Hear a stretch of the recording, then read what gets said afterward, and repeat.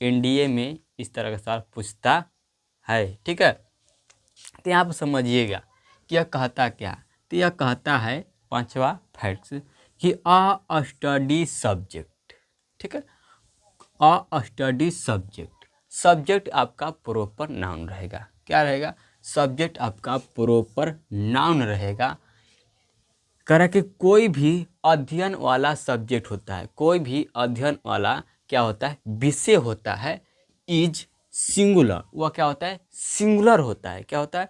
Singular मतलब singular होता है।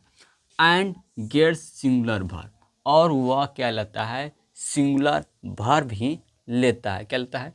सिंगुलर वर्ब भी लेता है। करे कि जो स्टडी करने वाला सब्जेक्ट है वह क्या होता है? प्रॉपर नाउन होता है, और वह सिंगुलर होता है और गेट्स सिंगुलर वर्ब लेता है। ठीक है, सिंगुलर वर्ब लेता है। तो यहाँ पर देखेंगे तो जो एग्जाम्पल है देखेंगे। फिजिक्स, फिजिक्स क्या है? एक सब्जेक्ट है, विषय है। तो physics are a difficult subject, physics एक क्या है? कठिन विषय है। क्या है? फिजिक्स एक कठिन विषय है। फिजिक्स को हम हिंदी में कहते हैं भौतिक विज्ञान। इस तरह से कहें कि भौतिक विज्ञान क्या है? एक विषय कठिन है। ठीक है, तो यहाँ पर देखेंगे तो इसमें क्या गलत है? इसमें यह सेंटेंस गलत है, लेकिन इसमें क्या गलत है समझिए। कह रहे कि फिजिक्स, फिजिक्स क्या है? एक प्रॉपर नाउन है। अब प्रॉपर नाउन के पहले क्या क्या होना चाहिए? सिंगुलर वर्ब होना चाहिए। क्या होना चाहिए? यहाँ पर सिंगुलर वर्ब होना चाहिए। देखिए, बाकी यहाँ पर देखिएगा तो यहाँ पर आर क्या है? आर प्लूरल वर्ब है। क्या है? प्लूरल वर्ब है। ठीक है, आर प्लूरल वर्ब है। तो आर प्लूरल वर्ब है, तो यह सेंटेंस क्या हो जाएगा? गलत हो जाएगा। तो राइट आपका क्या होगा? Physics is a difficult subject. Right आपका आंसर होगा।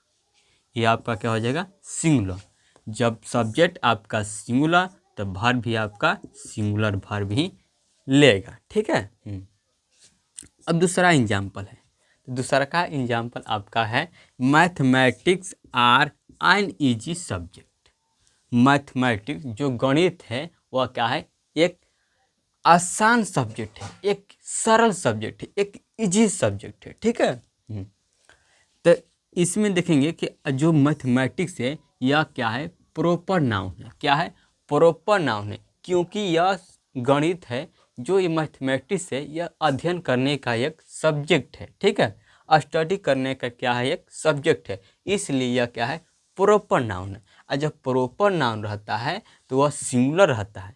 जब स्टडी वाला सब्जेक्ट रहता है वह प्रॉपर नाउन सिंगुलर रहता है और सिंगुलर वर्ब भी लेता है। लेकिन यहाँ पर ध्यान देखेंगे तो ये आर क्या है? ये आर प्लूरल सब्जेक्ट है, इसलिए यह सेंटेंस गलत हो जाएगा। तो राइट सेंटेंस आपका क्या हो जाएगा?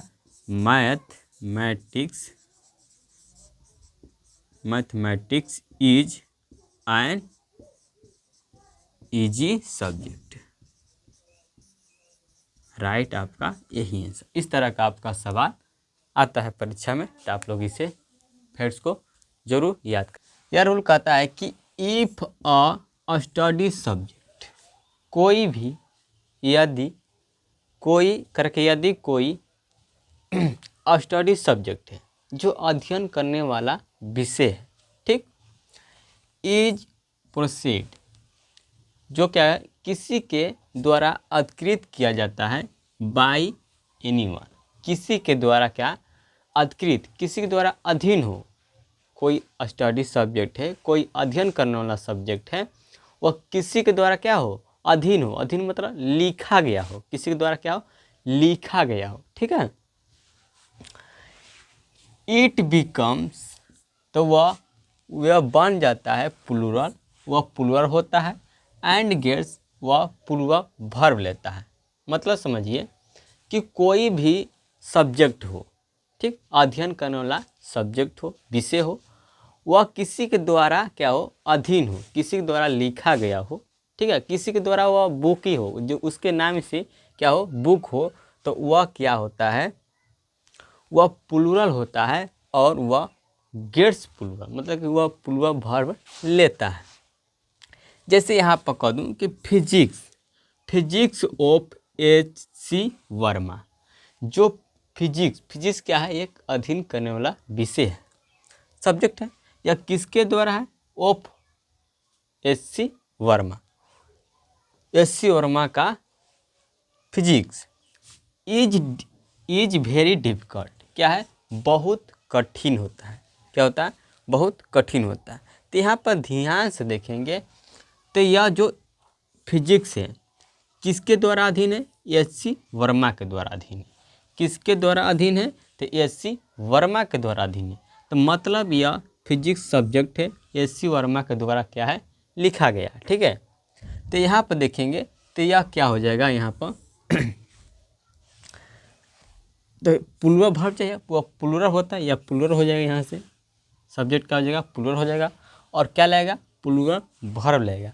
लेकिन यहाँ पर देखेंगे तो यह इज क्या है? सिंगुलर वर्ब है। तो इसलिए हमारा क्या हो जाएगा? यह सेंटेंस गलत हो जाएगा। ठीक, तो राइट हमारा क्या होगा? Physics of H.C. वर्मा, यहाँ पर इज नहीं होगा, क्या होगा? Are very difficult. Physics H.C. Verma का बहुत कठिन होता है, डिफिकल्ट। ठीक है, राइट आंसर। अब मैंने यहाँ पर नोट लिखा हूँ। नोट मतलब यहाँ ध्यान से समझिए। यहाँ पर लिखा हूँ कि ध्यान रहे कि इस स्थिति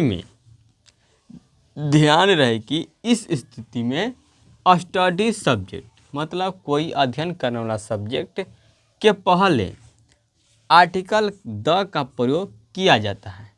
ठीक है, अगर इस तरह का आपको स्थिति मिले, ठीक है, तो उसमें स्टडी सब्जेक्ट के पहले आर्टिकल द का प्रयोग किया जाता है। जैसे मैंने लिखा हूँ यहाँ पर, mathematics of SBPD is very difficult. जो मैथ का बुक है SBPD वह क्या है? बहुत डिफिकल्ट है, बहुत कठिन होता है। ठीक, तो यह किस मैथमेटिक्स जो गणित है किसके द्वारा अधीन है? तो यह SBPD के द्वारा अधीन है। तो यह हमारा रूल नंबर 6 पर काम कर रहा है। ठीक है, तब यहाँ पर देखेंगे तो ये हमको क्या चाहिए? यहाँ पर आर चाहिए, ये लगा दिया इज, यह सिंगुलर हो गया। लेकिन जब इस तरह का रहे, कोई सब्जेक्ट रहे और कोई सब्जेक्ट जो दूसरे के द्वारा क्या हो?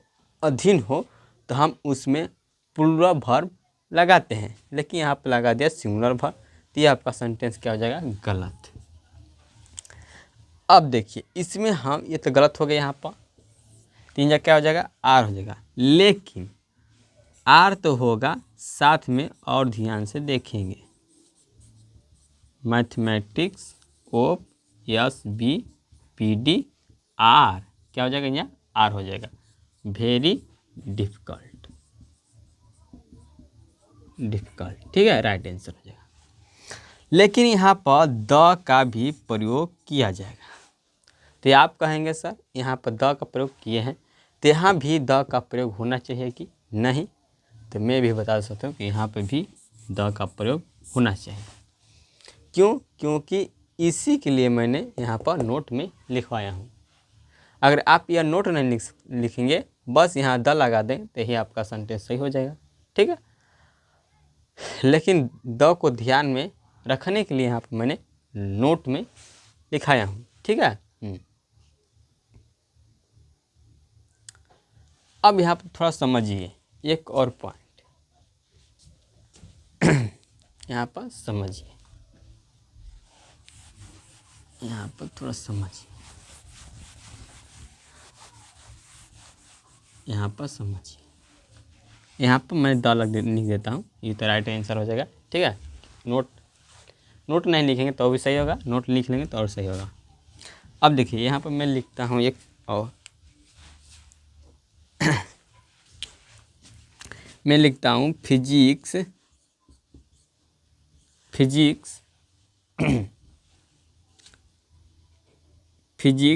Is very easy subject. अच्छा, मैं यहाँ पे लिखा हूँ कि physics is very easy subject.